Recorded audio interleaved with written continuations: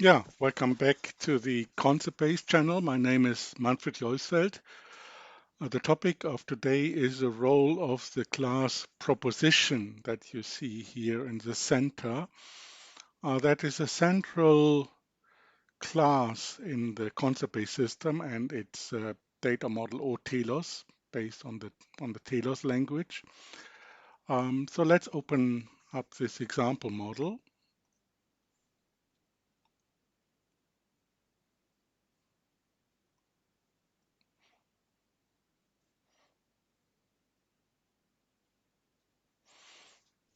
So here we go. So that's the class proposition here. I see it's slightly different from the image here. The proposition is another word for object in the concept-based system. All explicit information that is stored in the concept-based database is an instance of the class proposition. So for example, here entity type, that is a meta class, that's an instance of proposition. But also, for example, car is an instance of proposition, and Mary's car. So this is a simple class. This is yeah, an object that has no instances. So in UML, that would be an M0 level object. You also have attributes like this one and this one. There are also explicit information, and you have here specializations. They are also explicit information. So let's right click on that. That is instance of, yeah, proposition, as you see. And that holds true for all explicit facts. So for example, also this attribute owner, attribute definition, that is instance of proposition. That doesn't show. Yeah, here it is. So that holds for all explicit information. That means proposition as a class um, has a lot of instances, all the node-like objects and all the explicit links. Even the explicit instantiations here, they are instance of proposition as well. That's this link here. That's the instantiation link. So this explicit instance of link is also an instance of proposition. As such, you can, for example, attach properties to it if you need that. The slightly gray link here, instance of links, means that this is a derived instance. There's a rule that says that this is an instance of proposition. Basically, anything that is defined as an object in the data structure of the concept-based database, a rule will say that this is also an instance of proposition. So let's have a look at the definition of proposition. Let's make it a little bit bigger, extend it a little bit. Good. You see a lot of attributes defined for proposition. One is being attribute itself. So this owner attribute is an instance of the attribute link of proposition. We have some relational properties here that are where the construct is defined at proposition. So for each of these objects, we could say that it is, for example, symmetric. That may come with some semantics. There is also a single property here that is for single valued relations and attributes, so that there is at most one filler for a certain attribute or relation. Likewise, there is necessary, so certain relations may have at most one filler. And if you combine single and necessary, then it means exactly one. Also see that you have a graphical type. Every object can have a graphical type, so every proposition. And yeah, that's how we define the look and feel of this graph, that these are The node-like objects are white rectangles. Attributes are directed links with the name of the attribute and the name of the link. And specialization links are these blue links with white arrow heads. So that would be defined by graph type. Now, since this class proposition has any object as instance, we can define new constructs that are applicable to all objects at this level. So regardless whether something is just an instance or a class or a meta class or meta class or attribute or relation, whatever, this construct could be in principle applied to that. So this is when we define a construct at the level of a proposition, then it is applicable to all objects, and that makes it very powerful. So let's do that.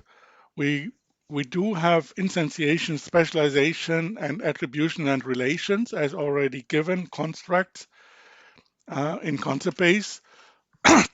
Let's assume that we want to express that one object contains another object, like a model contains model element or a component contains subcomponents, that we would like to have that as a general construct.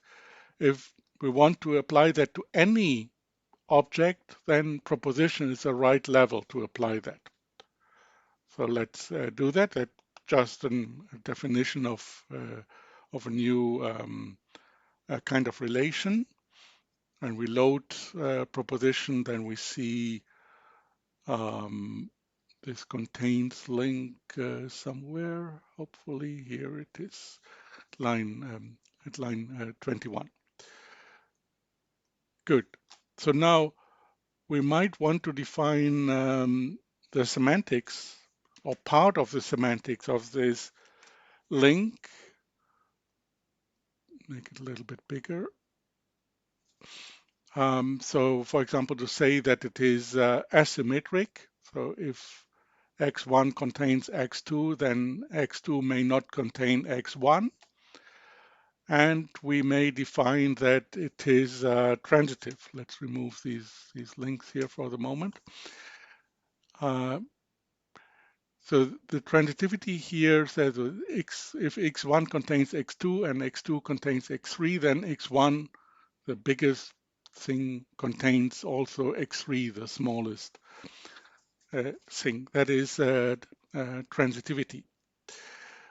Now, this is a predicate, the contains predicate that is derived, and this is in the condition part, you have two recursive call of this predicate. That's called a quadratic recursion.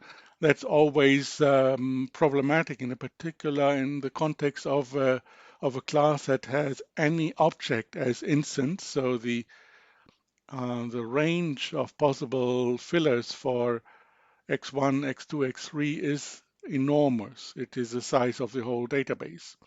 So we have to be careful with a quadratic recursion. For that reason, I use this syntax here.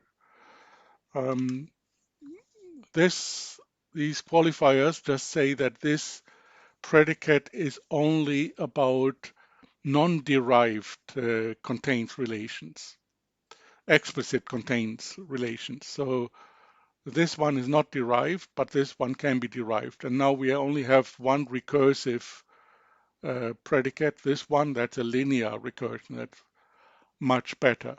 So when you extend proposition and define rules and constraints, you have to be very careful with these rules and constraints to look at the computational complexity of the evaluation of these rules and constraints. So let's tell that that's fine.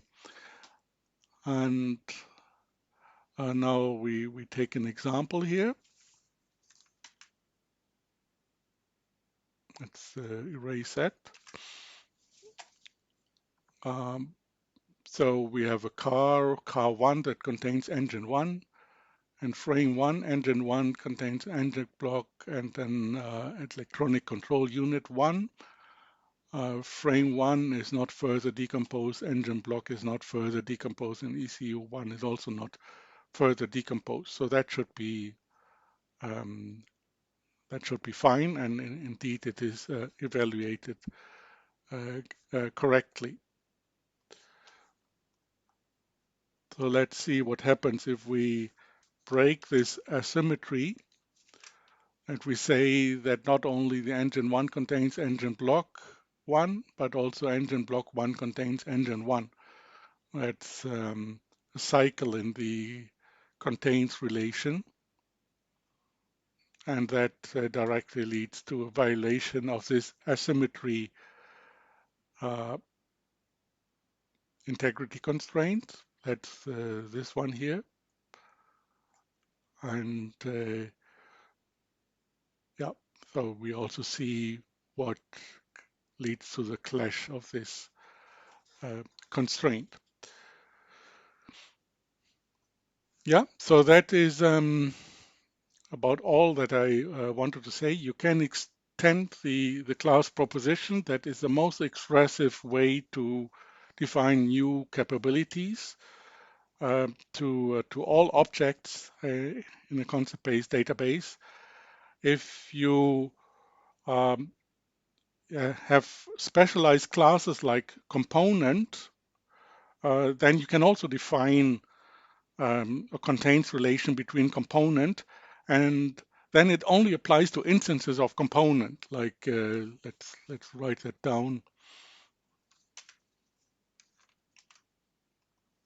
So instead of proposition, you would define a class component like this, and then the rest of the formulas would be similar. So the contained semantics would look like this. So instead of proposition, you would have component. Yeah, now the range of these variables is restricted to the uh, instances of class component. That's a much smaller range than proposition. So if that is the contains relation that you are aiming for, then this is a more efficient solution.